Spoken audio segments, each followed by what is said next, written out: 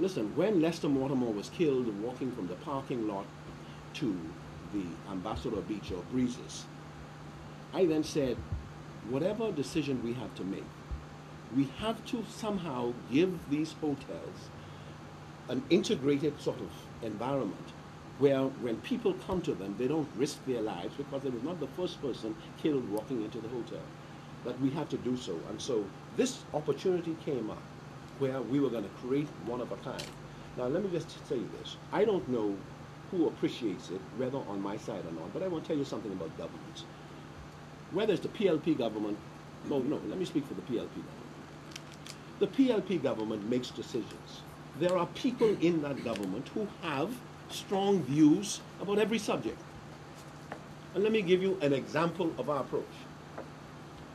I am satisfied we have done more work in terms of studying towards making a decision on the proposal before the current government than the current government. That's right. We decided to meet with the Contractors Association and discuss it with them and argue with them and recommend with them. We met with the National Congress of Trade Unions, the NCTU, and discussed with them and argued with them. We met with the Trade Union Congress and discussed with them and argued with them. We met with Mr. Sarkis's Melian. We met with his team in separate meetings. And we discussed and argued all with a view. And then we had a lot of meetings amongst ourselves. And strong views.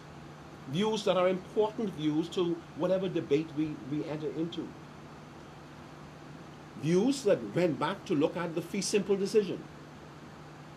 Views that embraced whether or not the Progressive Liberal Party ought to take a position on a mortgage that will be held by the Chinese Export-Import Bank, and if the Baha Mar goes into default, that then the China Export-Import Bank would own or hold title to the land. These are issues that we have gone into, we've argued amongst ourselves strenuously, because we are a political party, and quite frankly, unlike the other side, when he says, I'm not Perry Christie, if someone wants to take the leadership of the party, they can have it. What he means is nobody moves, nobody gets hurt. That's what Human Ingram means, right? You dare run. We don't have that kind of party. We have a party where anyone could run, and after they run, we come back together in unity. That's what we have. And everything is transparent and obvious to all. That's what we have, and that's the kind of party these men and women around here want to belong to. And so, with respect, therefore, to this particular deal, the night before the House met on Tuesday night, Brave Davis and I joined the Prime Minister, the Attorney General, and the Chief Justice at a dinner that was being held for a visiting potential Justice of the Court of Appeal. Throughout that meeting, the Prime Minister was watching his BlackBerry, waiting on results or communication that would indicate that the debate would go on.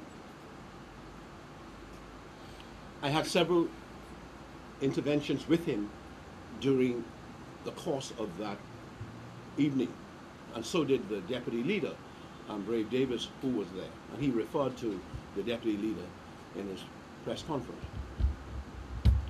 When I came to the House of Assembly, I was downstairs whilst the morning session was going on, and when he came downstairs, I met him when he came out of the bathroom, and I said, Prime Minister, have you heard from the developers or from the bank? And he says, no. I then said, well, this then is taking on very serious proportions. This is a matter that then we must look at very, very seriously. Now,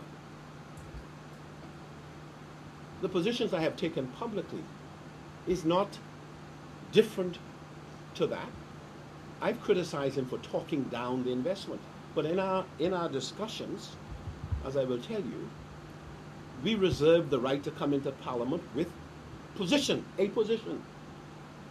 And we are considering every conceivable best interest avenue that we could for the Bahamas. In all of the meetings that we had, Dr. Notish chairing a committee with our two ministers of labor, former minister of labor, Shane Gibson and Vincent Peake, and Mrs. Hannah Martin, arrived at a very comprehensive position for the Progressive Liberal Party. And that position will be put if we ever come to Parliament in this matter. But when the Prime Minister came down, he then took the opportunity to tell me that we had strengthened in 2003 a clause he had put into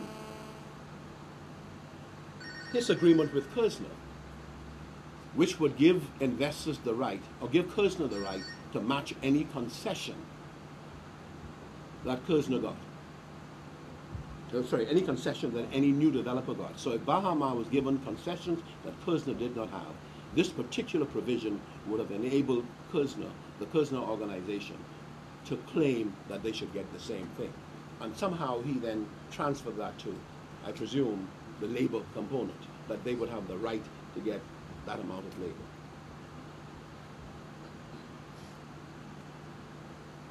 I don't know, and I don't care what Hubert Ingram, or who he said listen to it, says about my conversation with him. My private position is no different to my public position. I remain concerned about this transaction because it is different to the one that we negotiated. We negotiated a joint venture that involved one of the leading, if not the leading, gaming company in the world as a major joint venture partner. We put conditions in our agreement, conditions precedent, meaning that these conditions must be met before any decision is made by the government of Bahamas to do anything. And the condition was that the Ismailian group demonstrate that they have $400 million equity in the property and that they have world-class equity holders as partners and managers of the hotel and casino. We are not inexperienced people who are in the PLP government. We knew that the annual income, net income of Harris was over $4 billion. We knew that the casinos they had, including Caesars, was in a family of name brands that were just incredible, and therefore the opportunity to have Caesars here, a Caesars hotel here, was going to be incredible for the developer. But that's what we agreed to. This component now becomes different. Yeah, becomes a different one because of the Chinese component and because the government of the Bahamas at this stage has not been able to satisfy itself, I'm told, of who the world-class operators will be. And I and my colleagues consulted on this, and generally speaking, we understand that the luxury hotel will have a brand of Rosewood, which we know is a 5-star chain. We understand that the 700-room hotel will be between Hyatt and Marriott, because we're interested in finding out these things. We know that the lifestyle hotel, which was in our time to be a W hotel, is between W and a hotel called Morgan, a chain. But the government of Bahamas ought to have yesterday been able to tell the Bahamian people that they are aware of what is happening in that regard, and they're not sitting on their hands.